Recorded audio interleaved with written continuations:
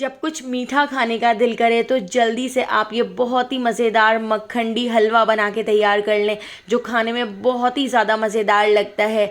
तो मक्खंडी हलवा बनाने के लिए मैंने यहाँ पर 1 कप सूजी ले ली है।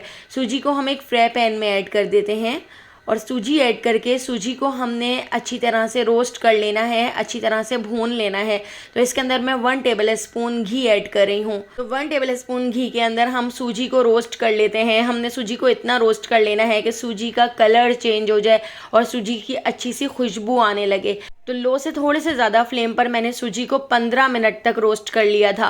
तो आप यहाँ पर देख सकते हैं सूजी का कलर भी चेंज हो चुका है और सूजी बहुत अच्छी तरह से रोस्ट हो चुकी है। जब आप इस तरह से सूजी को रोस्ट कर लेंगे तो इसका बहुत ही सौंधा सौंधा सा टेस्ट आएगा और बहुत ही मज़ेदार आपका हलवा बनकर तैयार होगा। सूजी को रोस्ट करने के बाद अब इस सूजी को मैं एक बाउल के अंदर निकाल लेती हूँ। तो सिंपल वाले सूजी के हलवे तो हम हर बार बनाते ही रहते हैं, लेकिन एक बार आप ये सूजी का मक्खंडी हलवा बना के देखिएगा, जो खाने में बहुत ही ज़्यादा मज़ेदार लगता है। तो जितनी हमने सूजी ली थी उतना ही हमने इसके अंदर दूध ऐड कर दिया है।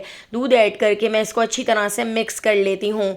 सूजी थोड़ी फूलती है तो थोड़ी देर के लिए हम दूध के अंदर सूजी को सोक कर लेते हैं। थोड़ी देर के लिए हम ढककर इसको छोड़ देते हैं। गैस के ऊपर मैंने एक कढ़ाई रख ली है और कढ़ाई के अंदर मैं ऐड कर देती हूँ 1/2 कप घी। तो जितनी हमने सूजी ली है उसका आधा हमने इसके अंदर घी ऐड कर दिया है।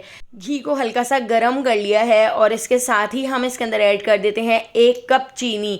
तो जितनी हमने सूजी ली थी उतनी ही हमने यहाँ पर चीनी इसके अंदर ऐड की है।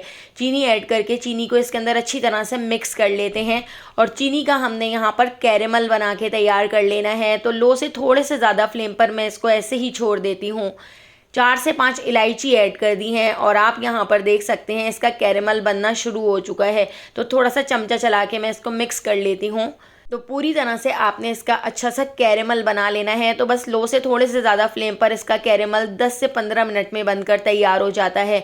इस हलवे का टेस्ट खाने में बहुत ही ज़्यादा मज़ेदार लगता है, एक बार ज़रूर ट्राई करके देखिएगा। जब पूरी तरह से कैरेमल बनकर तैयार हो जाए तो गैस के फ्लेम को बंद करने के बाद आप इसके अंदर सूजी वाला मिक्सचर ऐड कर दीजिएगा। तो यहाँ पर जो हमने दूध के अंदर सूजी सोक की थी, आप देख सकते हैं सूजी कितनी ज़्यादा फूल चुकी है और कितनी ज़्यादा थिक हो चुकी है। तो सूजी ऐड करके हम इसको अच्छी तरह से मिक्स कर लेते हैं। तो आप देख सकते हैं मैंने गैस के फ्लेम को बंद कर दिया है और ये फ़ौरन इसकी छींटें उड़नी शुरू हो गई हैं। तो आपने गैस के फ्लेम को बंद करके इसको अच्छी तरह से मिक्स कर लेना है और उसके बाद आपने गैस के फ्लेम को ऑन करना है। तो आपने इसको इतना पका लेना है कि ये मिक्सचर कढ़ाई को छोड़ना शुरू कर दे। तो बस 5 से 10 मिनट आप इसको इस तरह से पकाएंगे तो ये कढ़ाई को इस तरह से छोड़ देगा। तो इसके अंदर मैंने बारीक कटे हुए बादाम और अखरोट ऐड कर दिए थे। आपके पास जो भी ड्राई फ्रूट्स हों आप इसके अंदर ऐड कर सकते हैं। अब मैं इसको एक बाउल के अंदर सेट कर लेती हूँ। तो एक बाउल के अंदर मैंने इस तरह से बटर पेपर लगा लिया था ताकि इसको डीमोल्ड करने में आसानी हो। तो आपके पास जो भी ड्राई फ्रूट्स हों तो ड्राई फ्रूट्स डालकर आप इसके अंदर इस तरह से सूजी वाले मिक्सचर को सेट कर लीजिएगा। आप इस तरह से भी इसको सेट कर सकते हैं या आप चाहें तो आप सिंपल तरीके से इस हलवे को गार्निश कर सकते हैं। तो यहाँ पर मैंने इसको आधे घंटे के लिए ढककर छोड़ दिया था और आधे घंटे बाद हमने इस तरह से इसको डीमोल्ड कर लिया है।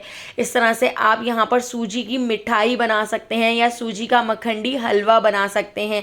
आप जिस तरह से भी इसको सर्व करेंगे लेकिन इसका खाने में टेस्ट बहुत ही ज़्यादा मज़ेदार होगा। तो अगर आपको सूजी के मक्खंडी हलवे की रेसिपी पसंद आई हो तो लाइक, शेयर और सब्सक्राइब कर दीजिएगा।